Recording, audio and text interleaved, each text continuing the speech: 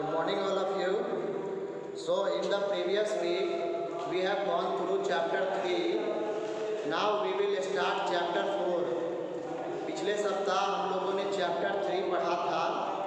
आज हम लोग चैप्टर 4 पढ़ने वाले हैं. Clouds and waves. क्लाउड्स अर्थात बादल एंड वेव्स अर्थात लहरें. बादल और लहरें. Rabindranath Tagore has written this poem. Rabindranath Tagore 1861 to 1941, known as Gurudev, was born on 7th May 1861 in Kolkata. Rabindranath Tagore, जिनको गुरुदेव के नाम से भी जाना जाता है, इनका जन्म 1861 ईस्वी को कोलकाता शहर में हुआ था. He was a Bengali writer, painter and a musician. वह बंगाल के एक लेखक, पेंटर और म्यूजिशियन थे, संगीतकार थे. In 1913, he won the Nobel Prize in Literature for his famous collection of poems Geetanjali. 1913 ईस्वी में साहित्य के क्षेत्र में नोबेल पुरस्कार से उन्हें सम्मानित किया गया. उनकी जो छोटी छोटी कविताओं की जो संग्रह थी उसका नाम था गीतांजलि. इसी किताब के लिए उनको 1913 ईस्वी में नोबेल प्राइज दिया गया. Some of his best known works are Gitanjali, song offerings, Gora, fair faced and घाड़े Baire, the home and the world. इनके कुछ जो प्रचलित रचनाएं हैं उनमें से सबसे पहली है गीतांजलि. उसके बाद है गोरा यानी कि फेयर फेस्ट, जो गोरे लोग होते हैं, एंड घाड़े Baire, the home and the world यानी कि घर और संसार. Find out 2 more poems written by Tagore and try reading them. Discuss what you liked about them. Now here is a suggestion to find out some poems of Tagore. आपको क्या what you need to do? You need to find out at least 2 more poems of Tagore and try reading them. Discuss what you liked about them. और आपको discussion भी करना है कि आपको इस पोएम में क्या पसंद आया. What did you like about it? Next, understand. Clouds and Waves is a poem from the book called The Crescent Moon. Clouds and Waves यह चैप्टर जो है एक बुक जिसका नाम था The Crescent Moons. ठीक है, इसी में से एक कविता को इस कविता को एक्सट्रैक्ट किया गया है, which contains a collection of Tagore's poems on children and childhood. The Crescent Moon, जो कि छोटे छोटे बच्चों और उनके बचपन की कुछ कविताएं दी गई है. His poems are based on themes pertaining to nature, spirituality and intricacy of human emotions. उनकी जो भी रचनाएं होती थी वो मुख्यतः नेचर यानी कि प्रकृति, स्पिरिचुअलिटी यानी कि to be spiritual and intricacy of human emotions, और मनुष्य की कैसी भावनाएं होती है इनसे संबंधित हुआ करती थी. Geetanjali is considered Tagore's best poetic achievement. Geetanjali को टैगोर का सबसे बेहतरीन रचना माना जाता है. The English Gitanjali or Song Offerings is a collection of 103 poems of Tagore's own English translations of his Bengali poems. Geetanjali, जिसे हम इंग्लिश में सॉन्ग ऑफरिंग्स भी कह सकते हैं, ठीक है। It is a collection of 103 poems. इसको क्या किया गया है, तो 103 पोएम जो कि टैगोर जी ने लिखा था, उसी कविताओं को बांग्ला से, बंगाली लैंग्वेज से इंग्लिश में कन्वर्ट किया गया है। ठीक है, सारे बच्चे ध्यान देंगे। Imagine you are being invited by the clouds and waves to play with them. What would you do? Role play the situation. You need to role play this situation whenever you are being called by clouds and waves to play with them. ठीक है, चलिए अब हम लोग आगे बढ़ते हैं। Page number 34। Suppose you are lovely at home.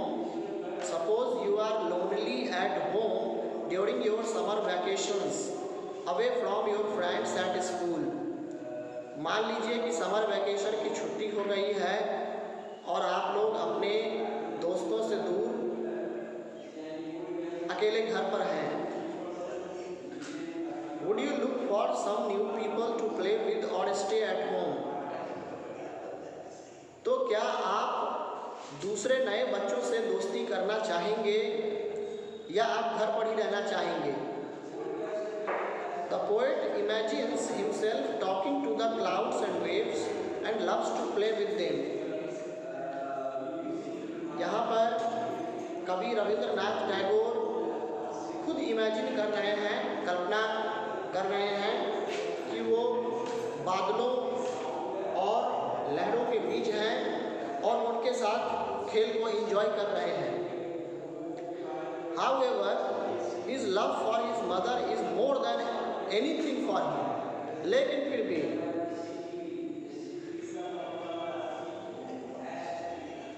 भी वो जितनी ऐसे तो वो सभी से प्यार करते हैं, लेकिन सबसे ज़्यादा वो अपनी माँ को प्रेम करते हैं। आइए देखते हैं। Mother, the fog who live up in the clouds call out to me. माँ, बादल, सारे बादल मुझे पुकार रहे हैं खेलने के लिए। We play from the time we wake till the day ends. और हम लोग तब से खेलते हैं जब से इस दिन की शुरुआत होती है और तब तक खेलते रहते हैं जब तक कि ये दिन पूरा खत्म न हो जाए। We play with the golden dawn. We play with the silver moon. Dawn means the time in the morning when light first appears. Means the time before the morning.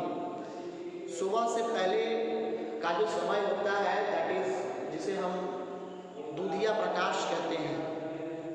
ठीक है, तो उस समय की बात कर रहे हैं poet. We play with the golden dawn. जब सुबह में सूरज निकलने लगता है and the golden rays spread through the sky. पूरे स्काई में जब गोल्डन रेज आने लगती है तो उस समय पोएट बादलों के साथ और भंवरों के साथ खेलते हैं। We play with the silver moon. और हम लोग, लेखक कवि कहते हैं कि हम लोग मून के साथ, silvery, that is silvery in colour, उसके साथ भी खेलते हैं। I ask, but how am I to get up to you? मैं पूछता हूँ, लेकिन मैं आपके पास कैसे आ सकता हूँ? They answer, come to the edge of the earth, lift up your hands to the sky, and you will be taken up into the clouds. जब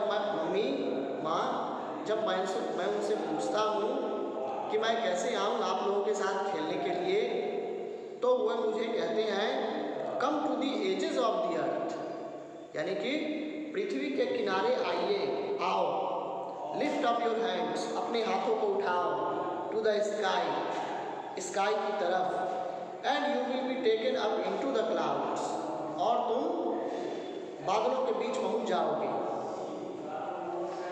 My mother is waiting for me at home, I say. How can I leave her at home? तो रविंद्रनाथ टैगोर कहते हैं उन बादलों से कि मेरी माँ घर पर मेरा इंतज़ार कर रही हैं, और how can I leave her and come, मैं उन्हें अकेले कैसे छोड़ सकता हूँ और मैं कैसे आ सकता हूँ आपके साथ। Then they smile and float away, और उसके बाद वो मुस्कुराते हैं और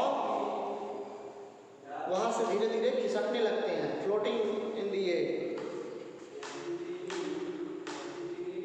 But I know a nicer game than that, mother. लेकिन माँ, मैं इससे भी बढ़िया एक खूबसूरत खेल के बारे में जानता हूँ। I shall be the cloud and you the moon. मैं बादल बनूंगा और तुम चंद्रमा बनोगी। I shall cover you with both my hands. और मैं तुम्हें दोनों हाथों से ढक लूंगा। And our house top will be the blue sky. और हमारे घर का जो छत होगा, जो उसका ऊपरी हिस्सा होगा, वो that would be blue in color, blue sky होगा। The fog who live in the waves call out to me. बादलों में रहने वाले लोग, लहरों के बीच रहने वाले लोग मुझे पुकार रहे हैं माँ। We sing from morning till night. और मैं महसूस कर रहा हूँ कि हम लोग सुबह से लेकर के रात तक हम लोग गाते हैं। On and on we travel and know not where we pass. हर समय हम लोग सुबह से रात तक हम लोग लहरों के साथ टहलते आ रहे हैं। And we don't know where we have to pass from. और हम लोगों को बिल्कुल नहीं पता है कि आखिर हमें कहाँ से गुजरना है। I ask, but how am I to join you? माँ, मैं पूछता हूँ, बताओ कि मैं आपके पास कैसे आऊँ, मैं उनको कैसे ज्वाइन करूँ, इनके पास कैसे जाऊँ। They tell me, come to the edge of the shore and stand with your eyes tight shut, and you will be carried out upon the waves. जब मैं उन लहरों से पूछता हूँ कि ऐ लहर, मैं तुम्हारे पास कैसे आऊँ पानी की लहरों से, तो वे लोग कहते हैं come to the edge of the shore. Shore means the land bordering sea, जिसको तट कहते हैं, किनारा कहते हैं। तो वो लहरें मुझसे कहती है कि समुद्र के किनारे आओ, and stand with your eyes tight shut and you will be carried out upon the waves. और अपनी आंखों को जोर से भींच करके बंद कर लो और तुम्हें भंवर जो है उठाकर ले जाएगा। I say, my mother always wants me at home in the evening. How can I leave her and go? मैं उनसे कहता हूँ कि मेरी माँ हर शाम मेरी प्रतीक्षा करती है, वो चाहती है कि मैं शाम को घर पर रहूँ। How can I leave her and go? मैं उन्हें कैसे छोड़ सकता हूँ और आपके साथ में कैसे जा सकता हूँ। Then they smile, dance and pass by. उसके बाद वे मुस्कुराते हैं, डांस करते हैं और वहाँ से डांस करते हुए गुजर जाते हैं। जैसे लहरें कैसे इस तरह से गुजरती रहती हैं, just like this. But I know a better game than that. I will be the waves and you will be a strange shore. I shall roll on and on and on and break upon your lap with laughter.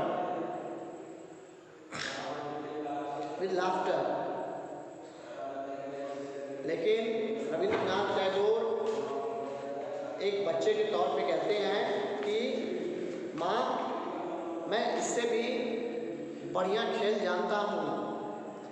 I will be the waves, मैं समुद्र का लहर बनूंगा। And you will be a strange शोर, और आप एक अनोखा शोर बनोगी। शोर में समुद्र का किनारा, आप समुद्र का किनारा और मैं लहर बनूंगा। I shall roll on and on and on and break upon your lap with laughter. मैं दौड़ते हुए आऊंगा समुद्र की लहरें बनकर, और मैं तुम्हारे गोद में चिपक जाऊंगा। And no one in the world will know where we both are.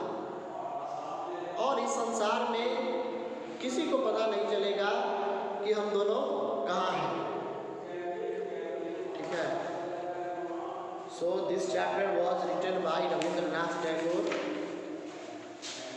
in which he has shown so much emotions towards his mother. ठीक है। इस कविता में जो हम लोगों ने पढ़ा रविंद्रनाथ टैगोर के बारे में, इसमें हम लोगों ने देखा कि किस तरीके से रविंद्रनाथ टैगोर ने अपनी माँ को लाइक किया है, किस तरीके से उन्होंने अपनी माँ से प्रेम जताया है।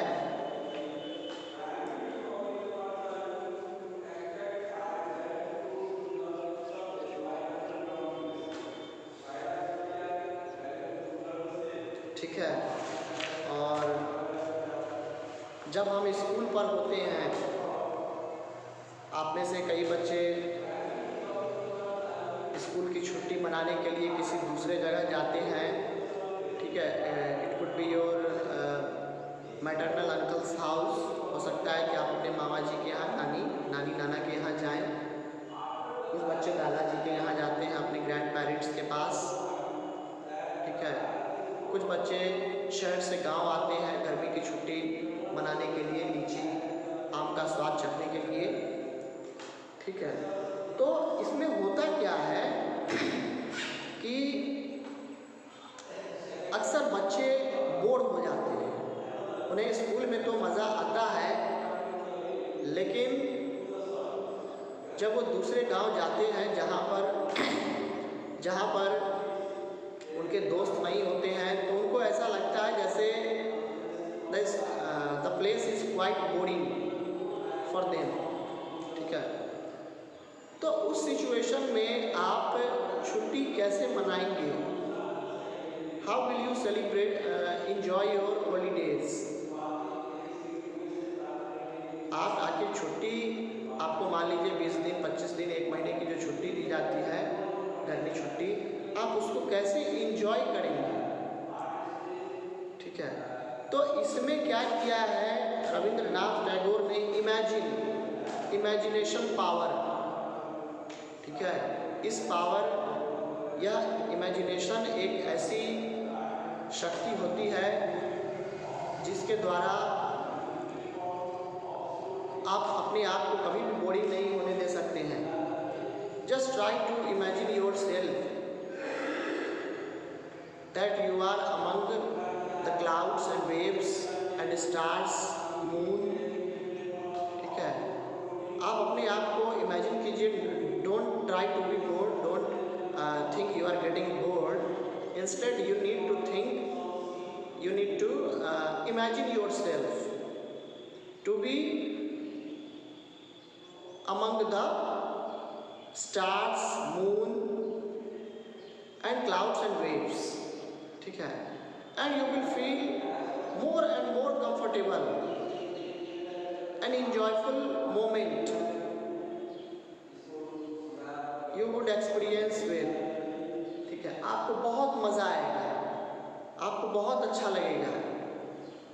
ठीक है। ऐसा लगेगा like you are swinging in the air, जैसे आप हवाओं में झूल रहे हैं। clouds are coming towards you और ऐसा लगेगा जैसे वो आपको झोंका दे रहा है, and they would pass through, और वहाँ से वे गुजर जाएंगे। ठीक है, तो इस तरह से इस पाठ के द्वारा वो बच्चों को यही सीख देना चाहते हैं कि अगर आपके पास कोई काम नहीं है, अगर आप गर्मी छुट्टी मना रहे हैं, आपके उम्र के बच्चे नहीं हैं वहाँ आसपास में, तो आप क्या कर सकते हैं उस सिचुएशन में। ठीक है, अगर कोई बच्चे हैं आसपास के तो आप आउटडोर गेम्स खेल सकते हैं, आप उन छुट्टियों का मज़ा ले सकते हैं, आप नए नए दोस्त बना सकते हैं अपने गांव पास पड़ोस में। ठीक है, इसके अलावे अगर आप घर पर रहते हैं तो वहाँ भी आप बोर नहीं होंगे। ठीक है, सिर्फ आपको इसके लिए क्या करना होगा, imagination, try to use your imagination power. Imagination को यूज़ कीजिए और आप कभी बोर नहीं होंगे। ठीक है, तो ये चैप्टर खत्म हुआ आप लोगों का, और नेक्स्ट डे हम लोग फिर से आगे पढ़ेंगे।